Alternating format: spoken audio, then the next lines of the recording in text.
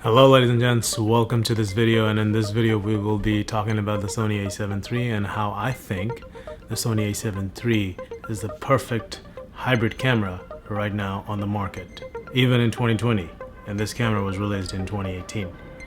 So why do I think that the A7 III is the perfect hybrid camera? Let's get right into it.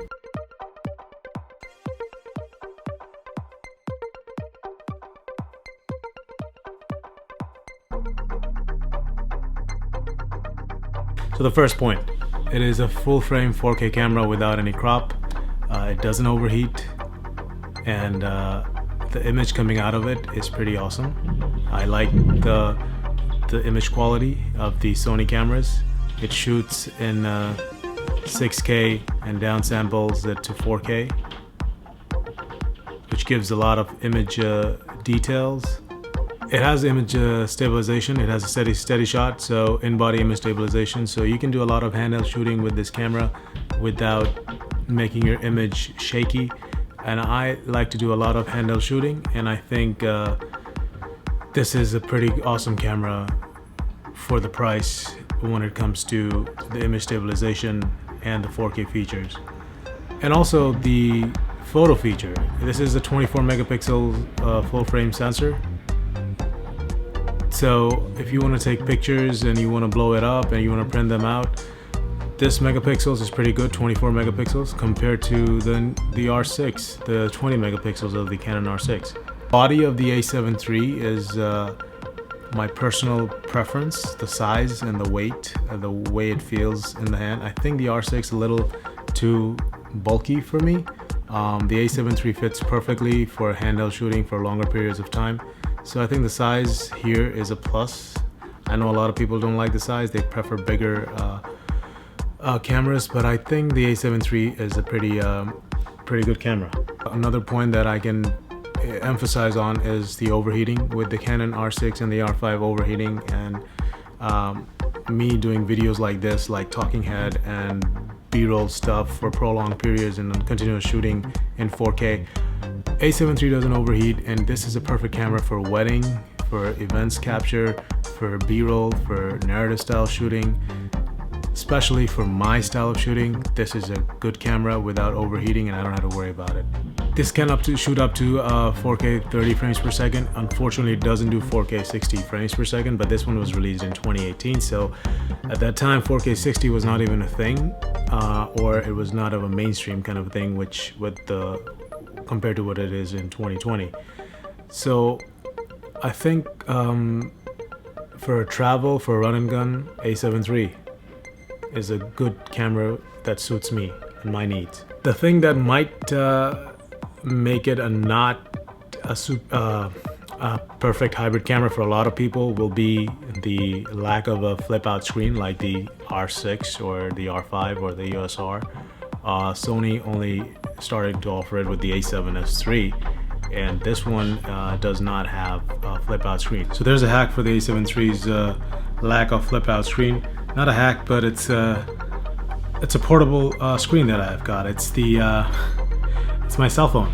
This is how I'm seeing if I'm in focus, and if I'm shooting by myself, this is my flip out screen. I can just put it right next to the camera and see if I'm in focus or not. If everything looks good, I can control it from the phone. I can start and pause recording. So I know Canon also offers something similar to this, but if you don't have the flip out screen on a camera and you have the option of connecting it to a smartphone, I think this is a workaround for the A7 III's lack of flip out screen. The camera shoots UHD 4K up to 30 frames per second. It's 428 8-bit internal recording. It's not 10-bit, but this was released in 2018, so I don't expect it to record 10-bit at that time. Even 8-bit is good for me right now. If you need 10-bit, you need to look elsewhere. But I think the 4K quality coming out of this camera is great. Also, the camera shoots S-Log 3 and HLG profiles. these log profiles, if you're a color grader and you want to play around and tweak your footage in post, or wants to shoot flat and then color graded in post, then this is a good option to have.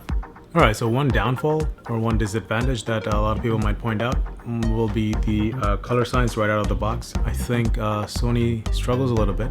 Most of the Sony cameras, I don't know about the A7S3, but that is something that is coming out. But apart from that, comparing to Canon, I think the A7iii struggles a little bit coming out right out of the box with the colors. Colors are subjective. Color science is it's all about preference. So I think from my point of view, yes, right out of the box, Canon, better colors. But if you tweak it in camera or with the picture profiles or post, I think the A7iii can match very well with a lot of cameras on the market. You cannot do a lot of color grading because of the 8-bit 420 recording. So if it was 10-bit, that would have been better. But for the stuff that I do, I don't need that much of color grading. So this is fine for me with the A7. This is fine for me. And the A7iii is a pretty good camera in low light, and that is very convenient for me.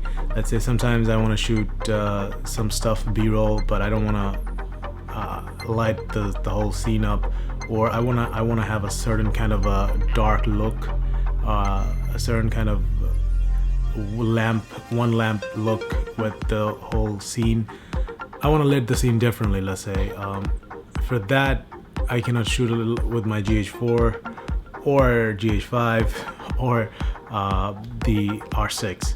So I think the A7iii right out of the box is pretty good in low light. It's not A7S3 level maybe, but I have not tested the A7S3. But A7S2 and the A7iii are pretty similar in low light performance. The image is pretty clean up to a certain ISO. I think it's usable up until 6400 ISO. So I mean, that's a plus. The low light features of most Sony mirrorless cameras, and especially the A7iii. And another thing is the preamps on this camera. These are not the best preamps, but if you are trying to record sound with run and gun, like you want to plug in a Rode Video Mic Pro and just want to record yourself or thing, you can hear it right now. I am recording with a Rode Video Mic Pro, and the sound quality is pretty decent. If you can always, again, like video, you can always improve your sound setup, but for run and gun, for one person stuff, I think the Rode Video Mic Pro plugged into the A7iii is a pretty good option. The A7iii also has dual SD card slots, which comes in handy if you want 2 SD cards. And this is me trying to vlog with the A7iii too, without a flip out screen. Another thing about the A7iii is the autofocus. It is not a dual pixel autofocus like the Canon or R6, or the dual pixel autofocus 2 like the R6, but the A7iii right now, the autofocus is turned on and I'm shooting myself, and I think I'm still in focus if I'm looking at the monitor. Let's see. This is the autofocus test on the A7iii. Not dual pixel autofocus type, but I think it's still keeping the focus.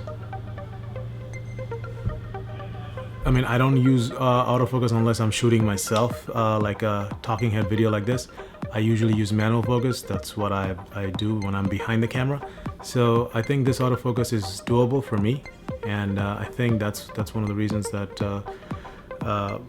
A7iii is pretty good right now for the price. Now, talking about price, this camera is currently $2,000, but it goes down to $1,800, fluctuates from $1,800 to $2,000, or maybe during the holiday season this might go down to $1,500 or $1,600. Who knows? I don't know about the pricing, but I've seen this on sale on Amazon or B&H for like $17.98, and then goes up to $19.99. So for that price, if it's below $2,000, I think if it's at $17.98, I think this is a very good price and a very good deal for the for the A7 III right now, even in 2020. So personally, I think nothing beats price in my opinion. So this one, with the feature set that it has, it is a good price, I think, for me. So the closest competitor to the A7 III right now in the market is the Canon R6, and I'm gonna say two things about that. Why the A7 III is better. Price. This is $500 less than the R6. That is $2,500. This is $2,000, or maybe even $1,800. So that's like a $700 to $500 difference. And the R6 overheats. A7 III doesn't. 4K full frame sensor, no crop. So if you want, but again, if you want higher frame rates, then this camera might not be for you. But if you want a hybrid camera, good steals, outstanding 4K image quality for YouTube and beyond, I think the A7 III for that price point is the perfect hybrid camera for me, at least. So I hope you guys liked this video. So if you liked it, please give it a thumbs up. If you disliked it, give it a thumbs down.